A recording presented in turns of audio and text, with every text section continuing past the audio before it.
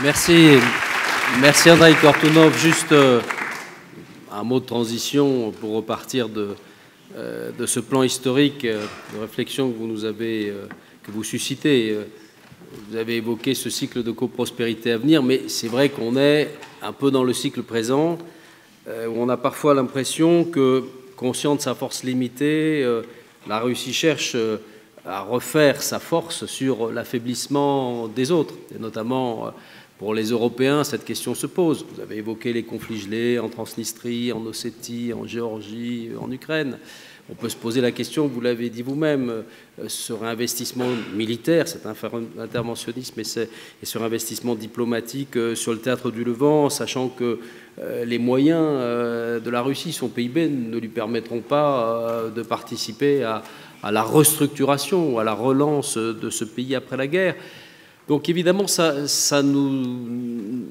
sommes sur, nous nous interrogeons au fond sur le dessin, on peut avoir des enjeux communs, et vous les avez sur le long terme très bien définis. Nous avons intérêt à avoir une zone de coprospérité, nous avons intérêt à avoir en commun un environnement stable, nous avons intérêt entre nous à avoir justement le moins de frontières possibles, de zones qui sont figées avec des situations conflictuelles. Nous en avons connu, nous, dans les Balkans, et maintenant j'évoquais ces autres théâtres de conflit. Alors, pour nous aider aussi à comprendre, et merci de toutes ces voix, de toutes ces pistes, de tous ces éclairages, de tous ces tiroirs que vous avez tirés. Je pense qu'on va avoir un débat très riche. Je passe la parole maintenant à Justin Brice.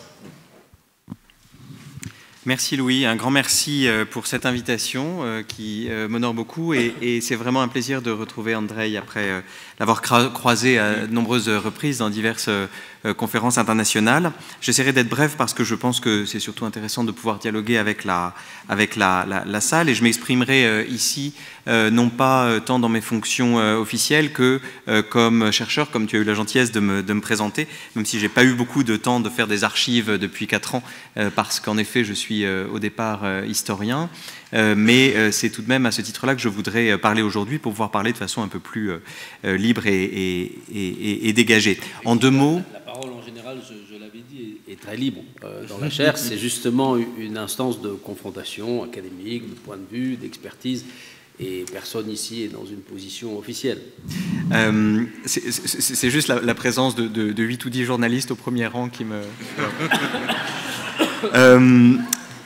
Le CAPS, je dirais brièvement ce que je fais. Le Centre d'analyse de prévision et stratégie est un service du ministère des Affaires étrangères qui fait exactement ça, de l'analyse de la prévision et de la stratégie. On a 2 missions principales.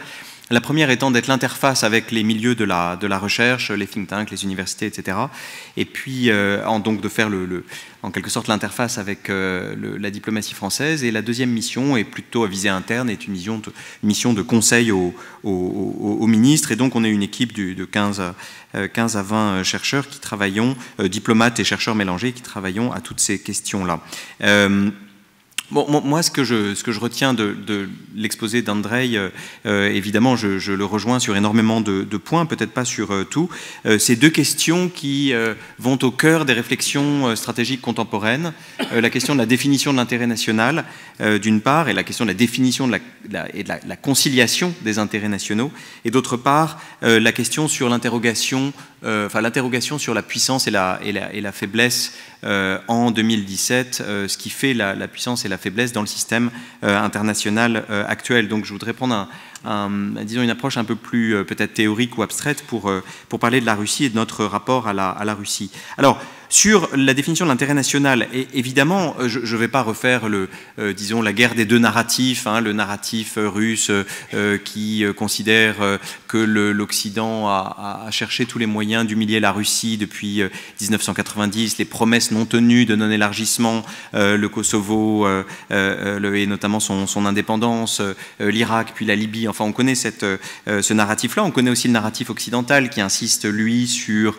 l'ensemble des des initiatives de main tendue vis-à-vis de la Russie, du Conseil OTAN-Russie, des 4 espaces disons de l'investissement assez fort, notamment économique, de l'Allemagne, de la France et d'autres, tout au long de ces années-là, et qui ne donnent pas l'impression au narratif occidental d'avoir particulièrement humilié la Russie, et qui insiste au contraire sur les dynamiques internes au pouvoir russe. C'est par là que tu as commencé, Andrei, c'est-à-dire sur les années 2000 et 2010, c'est-à-dire les nécessités, l'économie politique en quelque sorte du pouvoir de Vladimir Poutine.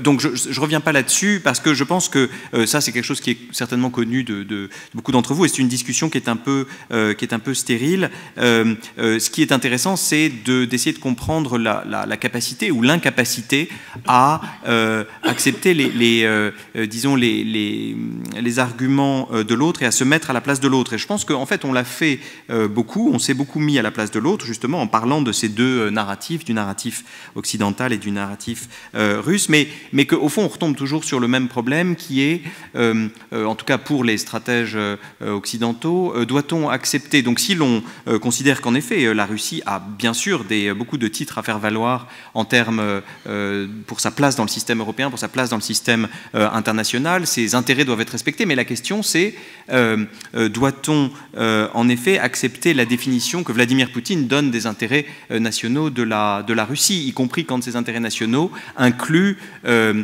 disons des initiatives qui ont tendance à diminuer, réduire, voire violer les intérêts nationaux des pays limitrophes. Et c'est là que pour les stratèges occidentaux commence vraiment le champ des enjeux, c'est-à-dire dans quelle mesure est-ce que si l'on souhaite, si l'on est, disons, de bonne volonté vis-à-vis de la Russie, est-ce qu'on peut accepter pour autant que les pays qui se trouvent en gros entre la Russie et l'Europe de l'Ouest soient en quelque sorte sous la coupe de la Russie? Est-ce que c'est dans le système international actuel normal? Est-ce que c'est en quelque sorte l'ordre géopolitique naturel, ou alors est-ce que, comme nos amis polonais, géorgiens, bien sûr, baltes et autres nous le disent, quelque chose contre quoi il faut lutter? Et je crois que dans cette interrogation donc, sur l'intérêt national et ce qui est acceptable et ce que l'on n'accepte pas, il y a eu un moment quand même décisif qui était 2013-2014. En 2013-2014, il s'est passé 2 ou 3 choses qui, à mon avis, ont complètement bouleversé l'ordre de sécurité européen.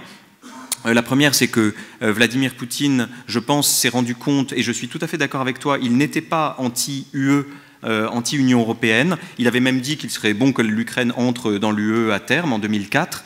Il n'était pas du tout anti-UE. Je pense qu'il a vu le danger de l'Union européenne vraiment à partir de 2013, et que jusqu'à présent, en quelque sorte, sa question, c'était l'Union européenne, combien de divisions?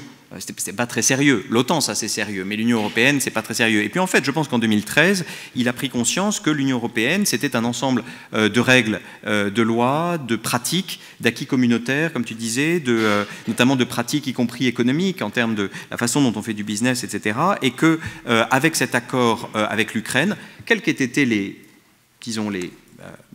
reproches que l'on peut faire à Stéphane Fuleux, qui viendra parler bientôt à la chaire Grands Enjeux, et à ceux qui ont promu l'accord d'association avec l'Ukraine. Et ils ne sont certainement pas irréprochables. Mais enfin, tout de même, il a, je pense, perçu l'Union européenne comme un danger, sinon aussi important que l'OTAN, du moins un véritable danger pour la Russie et pour son pouvoir propre. Deuxième bouleversement de 2013-2014, c'est donc bien sûr tout l'épisode du Maïdan et ensuite en 2014 de la prise de la Crimée, puis du soutien au mouvement séparatiste dans le Donbass, en particulier au printemps, puis l'offensive en août pour repousser les troupes ukrainiennes qui jusque-là gagnaient et donc qui commencent à perdre. Et là, je pense que c'est quelque chose de fondamental pour notre ordre stratégique européen, parce que c'est le moment où les Français, et en particulier les Allemands, commencent à percevoir la Russie différemment, et où, je pense en particulier l'Allemagne, Angela Merkel prend conscience que l'ordre européen tel qu'il était rêvé par l'Allemagne, c'est-à-dire un ordre régi par le droit, un ordre où la Russie est un partenaire, est un actionnaire en quelque sorte de cet ordre, que finalement ça n'est plus le cas, et que l'ordre, disons, idéal post-Seconde Guerre mondiale pour l'Allemagne, c'est-à-dire une Allemagne en paix dans une Europe régie par le droit et un ordre de sécurité régi par le droit, n'existe plus. La violation en particulier du mémorandum de Budapest de 1994, qui garantissait à l'Ukraine l'intégrité territoriale, donc que personne ne l'embêterait si elle renonçait à ses armes nucléaires, est particulièrement, enfin est un symbole particulièrement important, notamment parce qu'il relance, disons, il ouvre la boîte de Pandore d'un autre grand problème stratégique qui est la question nucléaire, bien sûr. Je pense qu'à partir de 2014, on a un véritable basculement, et on a aussi, à partir de ce moment-là, parce que sa vision de l'Union européenne a changé, chez Vladimir Poutine, une visée anti-Union européenne, qui se manifeste entre autres par le soutien à tous les mouvements eurosceptiques ou europhobes qui peuvent exister en Europe. Et on a l'impression, je ne sais pas si tu irais jusque-là, mais que c'est un objectif stratégique que l'Union européenne échoue. Il y a en plus tous les irritants sur Gazprom, le gaz, les conduites, etc. Et là encore, hein, c'est un débat. Et donc, on n'a pas forcément tout le bon droit d'un côté et tous les torts de l'autre. Mais enfin, tout de même, il y a cette visée stratégique anti-Union européenne qui fait que maintenant, on a, comme de l'autre côté américain, on a pour la première fois un président américain qui non seulement ne soutient pas l'unification européenne, mais a dit qu'il agirait activement contre l'unification européenne, hein, en souhaitant qu'il y ait plusieurs Brexit. L'Union européenne est en effet, c'est un peu père gardez-vous à droite, père gardez-vous à gauche. Là, on revient au Moyen-Âge, mais enfin, c'est un petit peu l'idée. Donc, bref, je pense que pour toutes ces raisons-là, moi, je ne serais pas tout à fait d'accord avec l'idée que la Russie n'est pas un pays révisionniste. Je pense que la Russie a été révisionniste de l'ordre de sécurité européen. Encore une fois, même si, côté occidental, il y a eu des arrangements avec ce droit-là, et que cet ordre, elle cherche à le réviser, et donc elle est bien une puissance révisionniste. Qu'elle ne soit pas une puissance révisionniste au sens de proposer un nouvel ordre alternatif, comme la Chine peut éventuellement le faire, bon, ça peut se discuter. On peut d'ailleurs s'interroger si la Chine veut véritablement un ordre alternatif. Moi, je pense que le discours de Xi Jinping, il y a 2 semaines à Davos, exprime bien une vérité simple, qui est que la Chine a tellement intérêt à ce qu'il y ait une stabilité et une ouverture commerciale du monde, bref, que le monde, disons, garanti par les États-Unis jusqu'à présent, continue, qu'elle se pose un peu en champion de ce monde-là, en fait, du monde de l'ouverture commerciale, de la défense de l'accord de Paris sur le climat, en particulier, et d'autres choses. Alors, bien sûr, on peut discuter beaucoup sur la mer de Chine, etc., mais enfin, je pense que les intérêts économiques de la Chine la conduisent à être une puissance de statu quo. Je pense que les intérêts économiques de la Russie ne la conduisent pas nécessairement à être une puissance de statu quo. Il y aurait encore beaucoup d'autres choses à dire, mais deuxième point, c'est une réflexion sur la puissance et la faiblesse.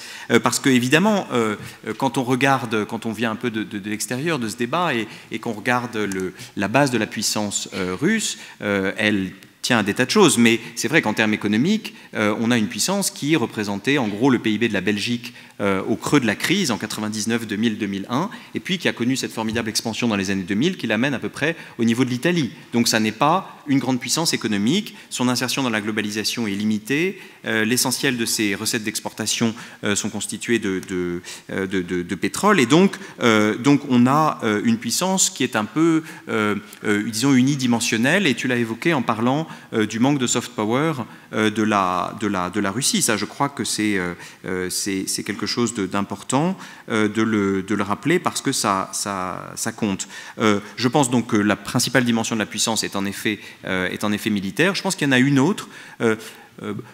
Pour avoir pas mal joué dans ma jeunesse aux jeux de plateau, genre Risque, Civilisation, etc., j'ai toujours pensé que si on avait un jeu de plateau comme ça sur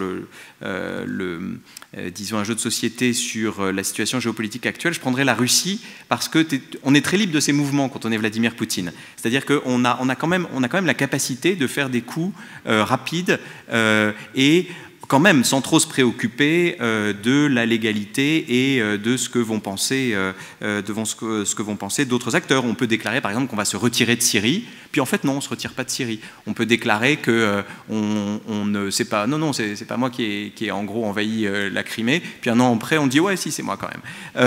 Ce que je veux dire, c'est qu'il y a aussi dans les attributs de la puissance russe cette versatilité au sens positif du terme, c'est cette capacité à justement jouer ce jeu-là. Et je pense que ta description de Vladimir Poutine est très bonne. On s'est beaucoup interrogé en 2014 pour savoir si Poutine était un stratège ou un technicien, ou un tacticien, s'il était plutôt un joueur d'échecs ou un joueur de poker. Bon, bref, je pense que c'est pas la bonne façon de poser la question. Je pense que c'est un vrai opportuniste au sens noble du terme, c'est-à-dire un peu comme Napoléon, quoi. On s'engage et puis on voit.